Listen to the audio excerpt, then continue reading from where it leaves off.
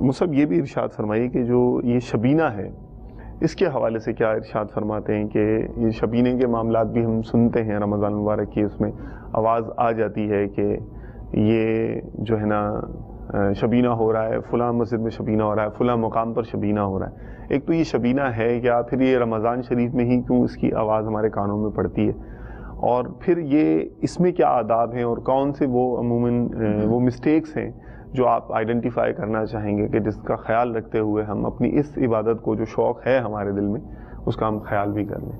تراویح جو 30 روزوں پر ہے، 20-20 رکعتیں کرنی ہے اور عام طور پہ ایک ختم قرآن ہوتا ہے، اس میں بھی سستی کاہلی کی جو مثالیں ہیں وہ ہمارے سامنے. ٹھیک. شبینہ بھی ہے.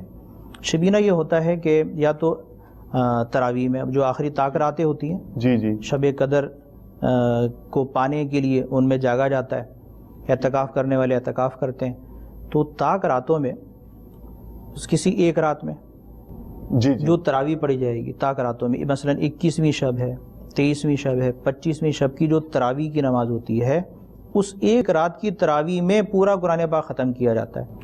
اس کو بھی شبینہ کہا جاتا ہے. ٹھیک ہے.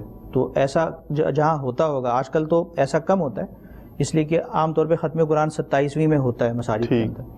ایک تو یہ صورت تھی کہ تراویح کے اندر جو ہے وہ ایک رات کی تراویح میں پورا قرآن پاک ختم کرنا. صحیح. تو اس کا جو ہوتا ہے وہ سب کہ آخری عشرے کے اندر جو ہے نا وہ 3 پارے کر کے یا اس طرح سے ترکیب بنا کر ایک شبینے کی نا کئی قسمیں ہیں. شبینہ ویسے تو کہیں گے ایک رات میں جو کام کیا جائے، صحیح، ایک ہی شب کے اندر وہ شبینہ ہو جائے گا. اصل تو ایک رات ہے. ٹھیک ہے. لیکن وہ 3 دن کا بھی شبینہ ہو جاتا ہوگا. جی. پھر ایک یہ ہے کہ تراویح کے اندر ایک رات کی تراویح میں پورا ختم قرآن کریں، اس کو بھی شبینہ کہتے ہیں. ایک صورت آپ نے وہ بتائی کہ طاق راتوں میں علیحدہ سے تراویح کے علاوہ ختم قرآن کے لیے وہ جماعت کا اہتمام ہوتا ہے. تو اس کے کچھ تفصیلی مسائل ہیں.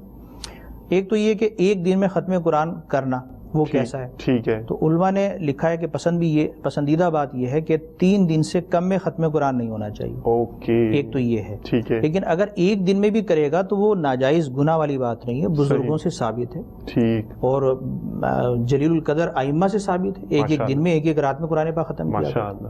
امام اعظم ابو حنیفہ رضی اللہ تعالیٰ عنہ ہمارے امام، جی وہ بڑے عابد و زاہد تھے. ماشاءاللہ. 45 برس تک آپ نے عشاء کے وضو سے فجر کی نماز ادا کی. سبحان اللہ. اور آپ کے بارے میں ہے کہ 30 سال تک جی آپ نے ایک رکعت میں رات میں قرآن پاک ختم کیا. 30 سال تک اللہ ہر رات ایک رکعت میں ختم قرآن کیا. سبحان اللہ. دیکھیں عبادت کا زہد کا ہے کیا. ماشاءاللہ. تو ایک رکعت میں بھی ایک ہی رات میں ایک ہی دن میں اگر ختم قرآن کیا جائے تو وہ بھی گناہ نہیں ہے. ٹھیک. پڑھنے والے پڑھتے ہیں، بزرگوں سے اس کا ثابت ہے. لیکن عام لوگوں کے اعتبار سے جو غور و فکر جو کر سکتے ہیں، مثال کے طور پہ جنہیں عربی آتی ہے، اب ان کے لیے بہتر یہ ہے کہ وہ سمجھ کر قرآن پاک پڑھیں. ماشاءاللہ. تو اس لیے کہ 3 دن سے کم میں پڑھیں گے تو قرآن سمجھیں گے نہیں. صحیح. تو علماء نے فرمایا 3 دن سے کم کے اندر جلدی قرآن پڑھیں گے، غور و خوض کر ہی نہیں سکیں گے. ٹھیک. اور انہیں عربی آتی بھی ہے، تو اس اعتبار سے انہیں 3 دن میں پڑھنا چاہیے. لیکن موجودہ جو صورتحال ہے اس میں چونکہ اکثر کو عربی نہیں آتی، ٹھیک،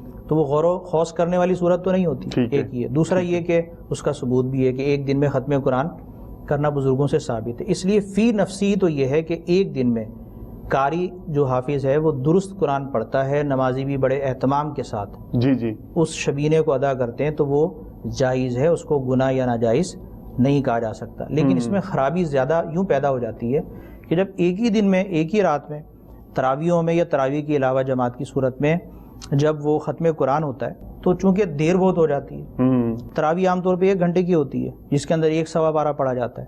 تو ایک ہی رات میں جب پورا ختم قرآن ہوگا تو کتنے گھنٹے میں ہوگا؟ صحیح. 4 5 6 گھنٹے تو لگیں گے. صحیح. تو اس کے اندر تھوڑا وقفہ تو ہوگا اپنے وقت کے اوپر. لیکن لوگوں کی حالت یہ ہے جیسا کہ بہار شہید میں لکھا ہوا ہے کہ کوئی جناب چائے پی رہا ہے، جہاں دیہاتوں میں اس طرح کا رواج ہوتا ہے، کوئی بیٹھے باتیں کر رہے ہیں، چوپال لگا ہوا ہے. جب دیکھا انہوں نے کہ ابھی آدھا گھنٹہ گزر گیا، اب رکوع کا ٹائم آیا، فوراً رکوع میں چلے گئے. تو اس طرح کا اہتمام کرنا نا کہ جو بالکل غیر سنجیدگی کے ساتھ آداب کی رعایت کے بغیر، اس لیے اسے ناپسند کیا جاتا ہے. تو جہاں صحیح اہتمام ہو اور صحیح طرح پڑھا جائے اور نماز بھی صحیح پڑھیں تو وہاں اس کی گنجائش ہے، اسے منع نہیں کیا جا سکتا. دوسرا یہ کہ تراویح تو ہے ہی سنت، اس کی تو جماعت ہوتی ہے.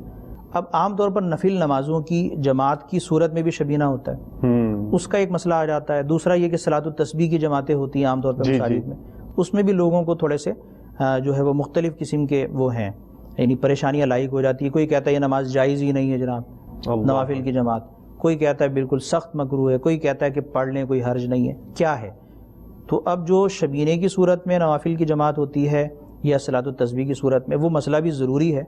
اس لیے اس کا حکم بھی یہ یاد رکھ لیں کہ نوافل کی جماعت تداعی کے ساتھ 3 سے زیادہ اگر مقتدی امام کے علاوہ اہتمام کے ساتھ, اعلان کے ساتھ, تو اس کو فقہاء کرام نے مکروہ تو لکھا ہے, لیکن یہ مکروہ تنزیہی ہے, خلاف اولا, گناہ نہیں ہے. ٹھیک. ایک یہ. دوسرا یہ کہ بعض جو مشائخ ہیں اور اہل اللہ میں سے ان کے عمل سے ثابت ہے کہ وہ نوافل کی جماعت کیا کرتے ہیں, اچھی راتوں میں, بڑی راتوں کے اندر.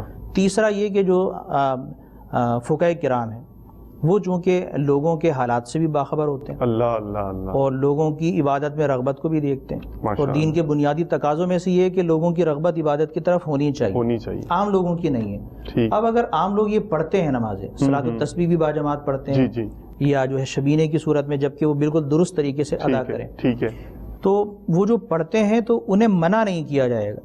تو اس میں سختی, یہ والی سختی نہیں. پہلی بات تو یہ کہ گناہ نہیں ہے, صحیح ہے, مشائخ سے بھی ثابت ہے, ٹھیک ہے. اور فقہی اعتبار سے جو قول ہے مکروہ کا, وہ کراہت تنزیہی کا ہے, ٹھیک. اور اس کے باوجود حکم یہ ہے کہ اگر اس مکروہ تنزیہی یا خلاف اولا کی صورت میں بھی وہ کرنے والے کی عبادت ہی کر رہے ہیں نا, ٹھیک ہے, نماز پڑھ رہے ہیں, اللہ تعالیٰ کو یاد کر رہے ہیں, تو عوام کو اس کار خیر سے, عمل خیر سے, عبادت سے روکا نہیں جائے گا. ٹھیک. تو اس میں سختی نہیں ہونی چاہیے.